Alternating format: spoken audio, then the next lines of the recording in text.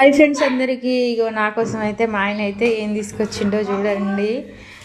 ఏం తీసుకొచ్చిండు? బోటి అయితే తీసుకొచ్చిండు. ఎందుకంటే మటన్ అయితే అరగదంట, అందుకోసం అయితే ఇక బోటి అయితే తీసుకొచ్చిండు. మంచిగా ఉడకబెట్టుండు చూడండి. ప్రతి పండుగకైనా నేనే లేచి నేనే చేసుకునేది, కానీ ఈ పండుగకు ఏం చేస్తాం, పరిస్థితులు ఇట్లా మారినాయి. ఎప్పుడు ఒకేలా ఉండదు కదా. మంచిగా ఉడికినాక నీట్గా కడగాలి. ఎప్పుడు నేనే చేసేది,